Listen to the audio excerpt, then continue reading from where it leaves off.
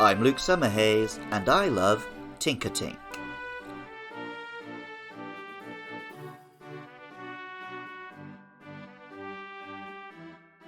In Japanese video games and anime, in Western comic books and cartoons, and in everything in between, there is something delightful about the image of a cute young girl wielding a hammer many times her own size, with violent glee.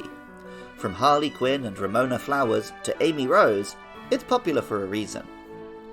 Also popular is the image of a dwarf or other fantasy creature using a hammer to smith weaponry and armor and jewelry. In Norse myths, the dwarves forged the greatest things, including Thor's hammer Mjolnir. In the folklore of Spain, the inspiration for Paldea, you have the duende, small creatures like elves or gnomes, which are attributed with making everything from a rattling sound in your cupboards to the boom of thunder in the night sky. Combine a small girl with a hammer and a blacksmith, and you have Little Miss Forge, the beloved blacksmith of Monster Hunter 4.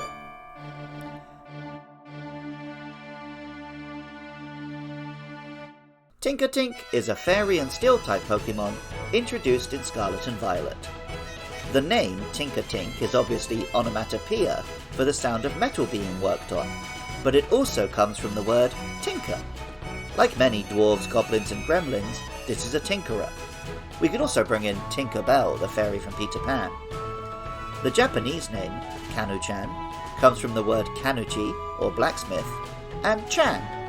Chan is usually used affectionately when referring to young girls or young children. Resembling a little pink baby with a gem on its chest and a rattle in its hand, it's a picture of cuteness and vulnerability. Pokemon Scarlet tells us, "It swings its handmade hammer around to protect itself, but the hammer is often stolen by Pokemon that eat metal." Of course, we shouldn't have too much sympathy. While it's small now and can't hold on to its weapon, it is tenacious in its intent to forge and wield a mallet. Pokemon Violet tells us, "This Pokemon pounds iron scraps together to make a hammer. It will remake the hammer again and again until it's satisfied with the result." We can begin to see the results of this work when, at level 24, Tinkatink evolves into Tinkatuff. At this stage, the Pokemon is a little bigger, with far more hair, and the hammer is already slightly larger than its own body. The name, Tinkatuff, suggests it has become much tougher, while the Japanese name, Nakanu-chan, incorporates naka, meaning middle or between, telling us it isn't done growing yet. Pokemon Scarlet tells us, "This Pokemon will attack groups of Pawniard and Bisharp, gathering metal from them in order to create a large and sturdy hammer." Pokemon Violet tells us, "These Pokemon make their homes in piles of scrap metal. They test the strength of each other's hammers by smashing them together." One cute little detail is that as the Pokemon's hammer grows, we can still see Tinkatink's original little rattle in the centre there. Tinkatuff hasn't forgot where she came from, and she still won't forget the mean streets when, at level 38, she evolves into Tinkaton.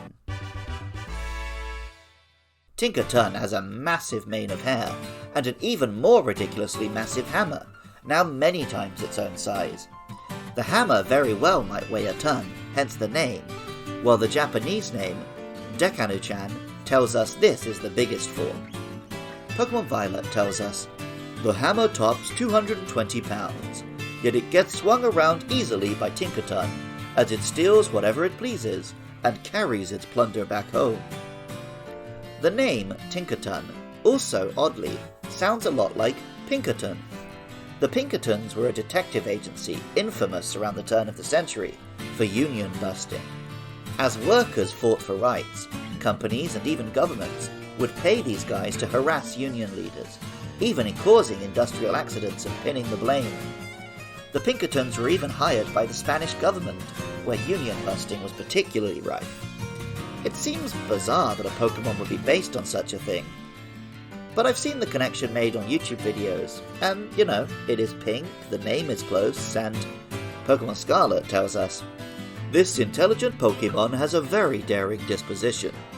It knocks rocks into the sky with its hammer, aiming for flying Corviknight." And Pokemon Scarlet's Pokédex entry for Corviknight itself tells us, Corviknight can't serve as a taxi service in Paldea, because the Pokemon's natural predators will attack it while it flies, endangering the customer.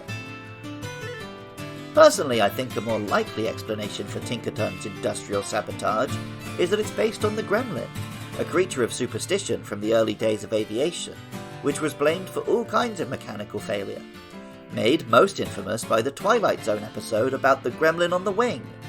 My friend Matt has a Twilight Zone podcast, and when he inevitably reaches the episode Terror at 20,000 Feet, I'll be there to talk about Tinkaton.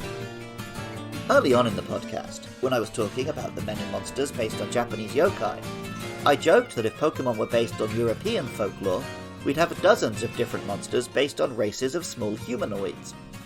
After French, British and Spanish regions, we've seen more variety than that, but we have had a decent dose of weird little folks who live under hills or live in your cupboards or whatnot.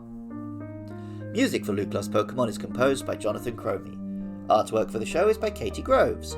Tinkatink and Family were designed by Megumi Mizutani. Writing, producing and editing is all by me, Luke Summerhays, and funding is provided by lovely listeners.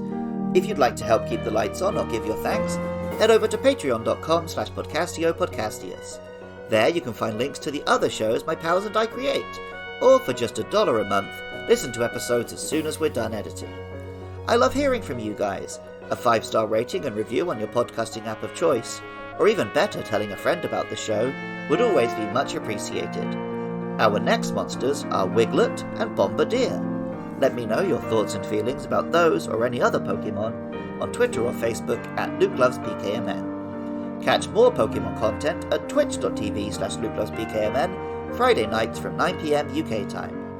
And even if you don't feel like doing any of that, thank you so much just for listening. I love Tinkatink, and remember, I love you too.